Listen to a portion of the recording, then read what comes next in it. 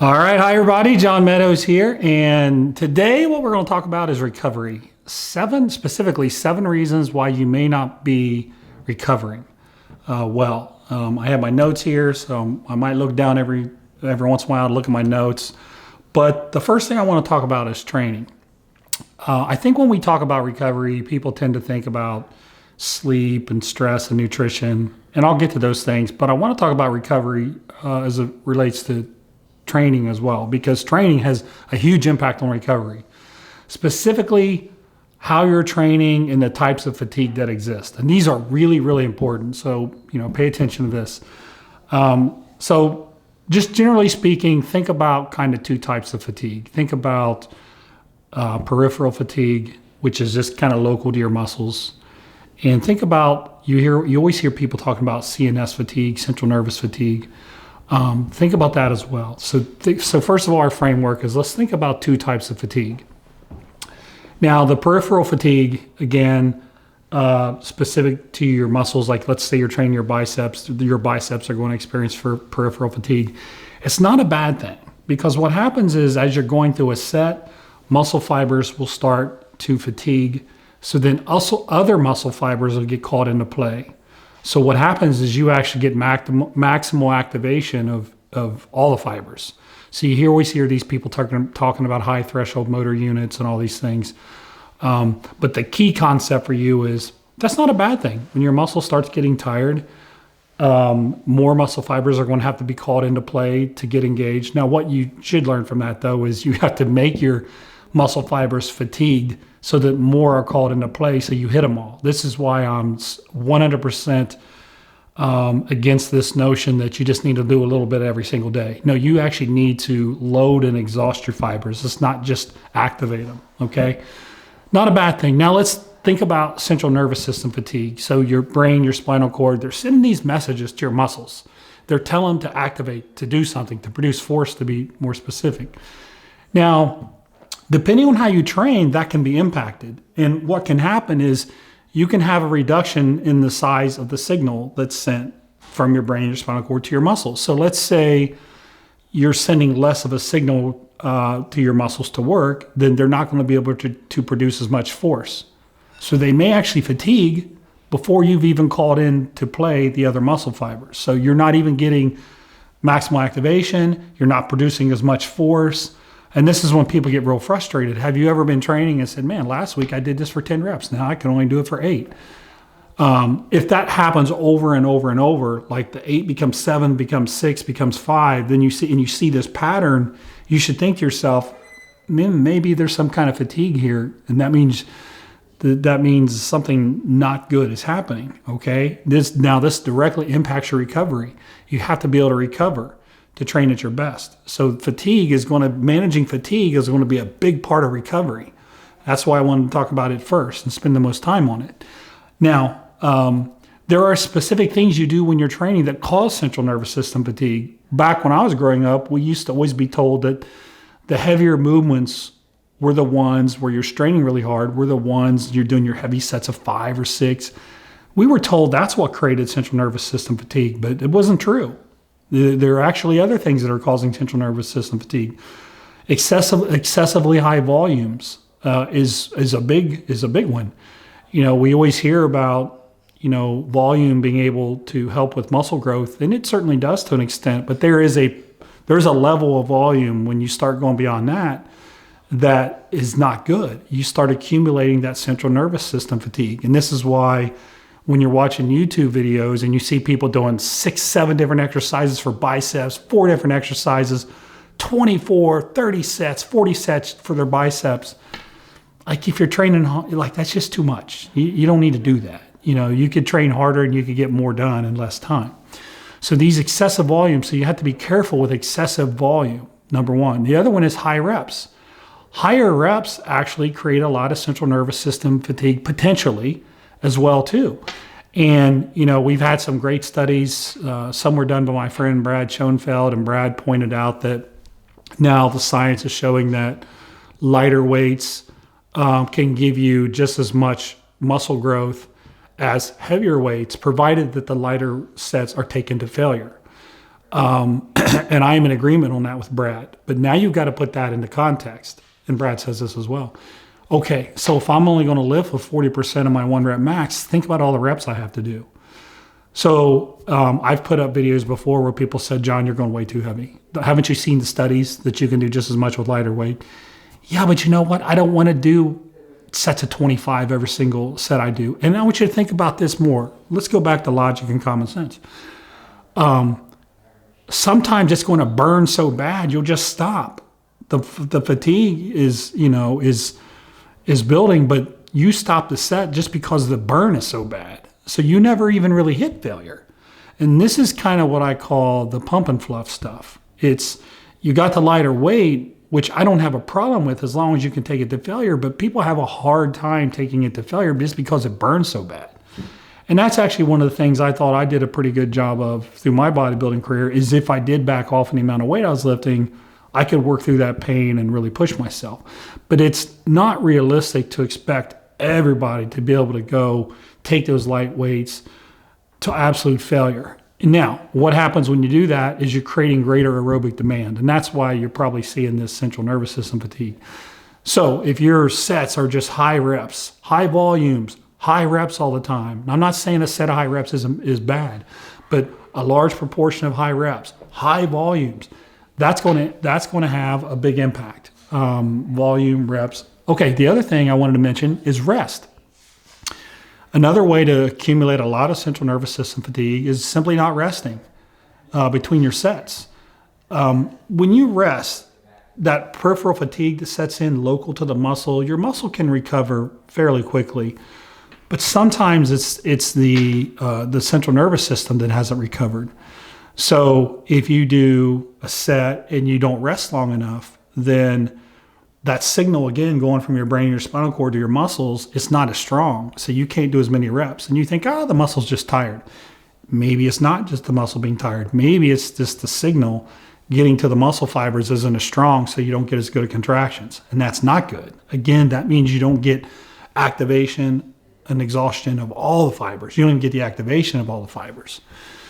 So what I tell people is be careful about resting for very short periods of time because it can also cause you to have this central nervous system fatigue. Now, I'm not saying that you can't have short rest breaks at certain periods of time. If you look at the way I structure programming, some of the single joint exercises, I don't rest for a long period of time. Like, let's say I'm doing a concentration curl. Certain exercises, if you do a concentration curl on your left bicep, you don't need to wait 3 minutes to do it again.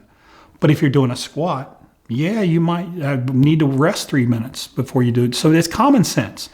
So, I've heard people say, well, all the studies are saying we need to rest for 3 minutes between sets. Put that into context of training. On the really difficult exercises, you may need to rest for 3 minutes. But for some exercises, you don't need 3 minutes, okay? So be careful with going too fast. Be careful with doing too many reps, and be careful with excessive volumes. Now, the one final thing I would say is compound movements, again, just because of all the muscle that's working, and potentially you're breathing harder, greater aerobic demand can also create central nervous system fatigue. So, doing 10 sets of squats is probably going to create a lot more potential for that fatigue as doing 4 sets of squats and 6 sets of single joint exercises. So what I'm saying is the way you design your program itself can create a problem with recovery, because if you have this central nervous system fatigue as a result of how you've designed your program, you're not going to be able to recover, okay? So just want you to keep that in mind, the way you design your programs. If you're listening, there's some tips in there you could pull out in terms of your program design. That would be number 1, 2, and 3. So I'm going to say the volume that you're training with, the repetitions that you're using, and the rest periods that you're using. We'll say that's 1, 2, and 3. All right. You all saw Brain Twister, but we've improved it. What are we doing now? Brain Twister's Revenge. Brain Twister's Revenge. Okay.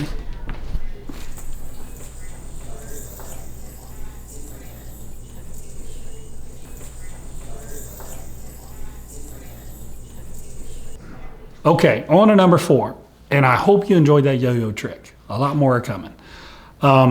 Number 4, sleep. So I've got several comments. Why are you not mentioning sleep? I have mentioned sleep in a lot of videos I've already done, but I'll mention it again. Sleep is obviously very critical to recovery. If you don't sleep, you don't recover. You have excessively high cortisol levels. You have all kinds of bad things going. Now, let me just give you a quick, very, very quick lesson here on sleep. So if you look on this left side, this was for another video I did for my website. If you look here on this left side, you sleep in sleep cycles through the night. Every sleep cycle is about 90 minutes. So most people will get, you hope you get 5 sleep cycles, maybe even 6. Early in the night, when you go to bed, your sleep cycles tend to be very dominant, and the non-REM phase tends to be very dominant. And then you have a shorter REM phase. So like in this first 90-minute sleep cycle, it's mostly non-REM, then it's a little bit of REM sleep. And then as you progress through the night, the early into the morning, the non-REM phase, you can see here, is smaller, and the REM phase is much larger. Now, why does that matter? The non-REM phase of sleep is what allows your body to physically recover. That's when you're producing growth hormone and all kinds of cool stuff. There's all kinds of things happening to maintain your blood sugar and all kinds of good stuff. The REM phase is more the mental cognition, memory, all those kinds of things. So if you're not sleeping, particularly if you're going to bed really, really late and getting up early, particularly if you're going to bed really, really late, you're missing out on a lot of those large blocks of non-REM sleep, which help with recovery. So make sure you're getting to bed at a decent hour. And, if you go to bed later, but you get up later, that's probably okay too. I just like to see people get a good 7-8 hours. I know people can do okay on shorter rest periods, but if you look up sleep deprivation, go look it up on PubMed, and you'll see a host of issues, blood sugar issues, diabetes, heart disease, all kinds of things that that can potentially stem from not sleeping enough. And just on a side note, if you think about when you're sleep deprived, like you feel terrible. Like that's the worst feeling in the world. Like your body physically feels like it's melting. You feel terrible. Sleep deprivation is the ultimate torture technique in my book. If somebody ever captured me and I was a prisoner and they withheld sleep, I would crack in a heartbeat. I'll tell you anything you want to know. I'll tell you all the secrets that you want to know. Just let me take a nap. All right, so sleep. That was number 4. Number 5, I've talked about this a lot too, but it definitely has a lot to do with recovery, and that's simply your nutrition. From the very basic standpoint of getting in the calories you need, getting in enough protein, getting in enough carbohydrates. I'm a fan of balanced macronutrient profiles for diets. I don't like anything that completely excludes carbohydrates, completely excludes fats. I think if you want to do those things for a very short period of time, if you have a specific goal in mind, or maybe you have a medical issue you're trying to treat, so you've lowered your carbohydrates for those reasons, I get that. But I think to expect someone to go low carb as just a way of life is difficult for most people. Same thing with no fat. I think that's potentially very harmful to have really, really low fat levels in your diet. So number 1, I prefer a balanced macronutrient profile. So enough protein, enough carbs, enough fat.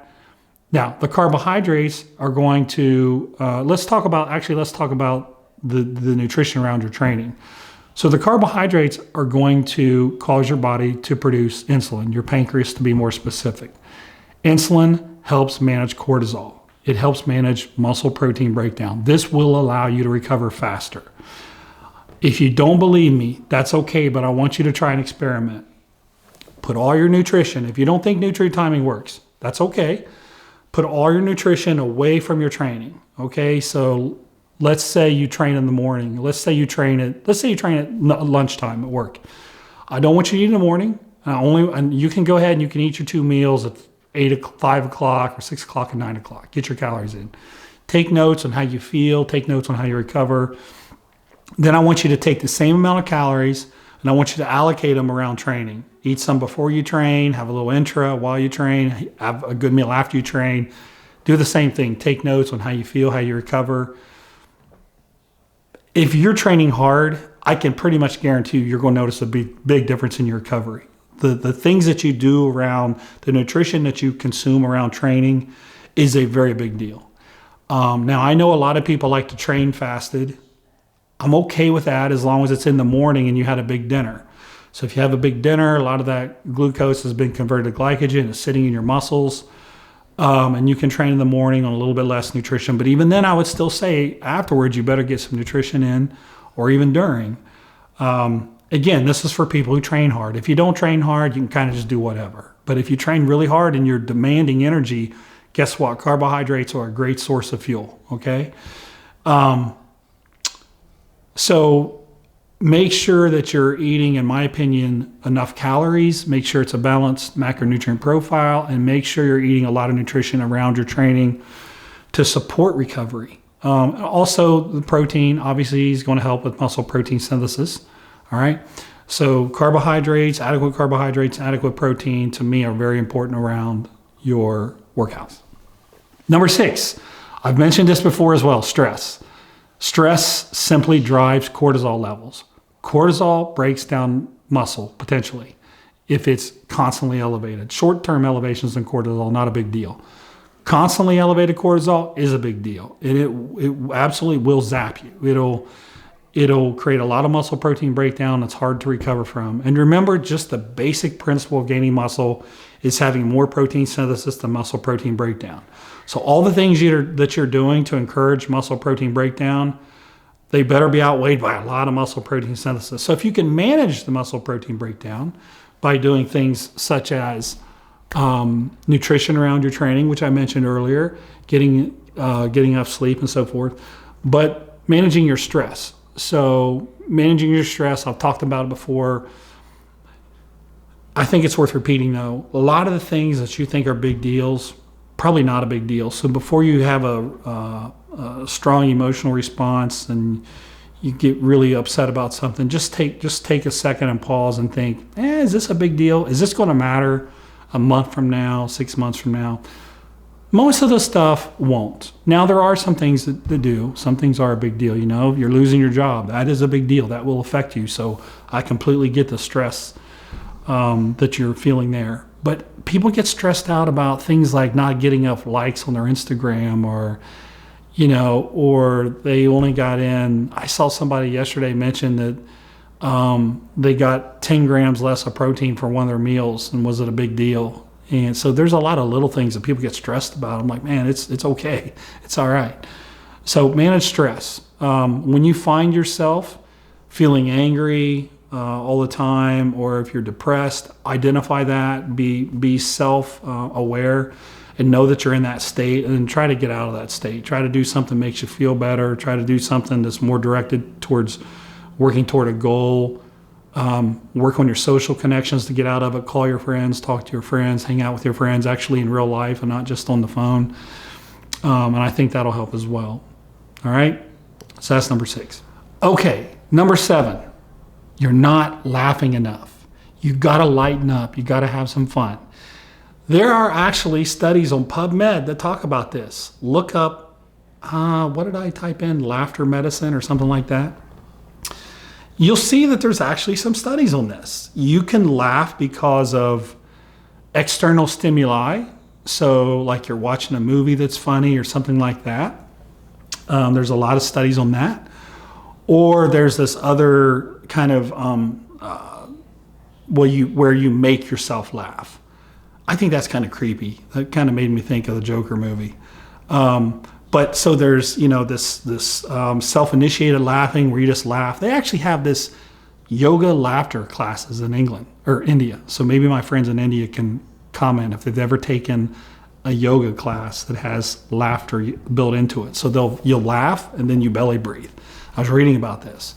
And it actually was lowering people's blood pressures in the studies I was looking at, which I thought was pretty interesting.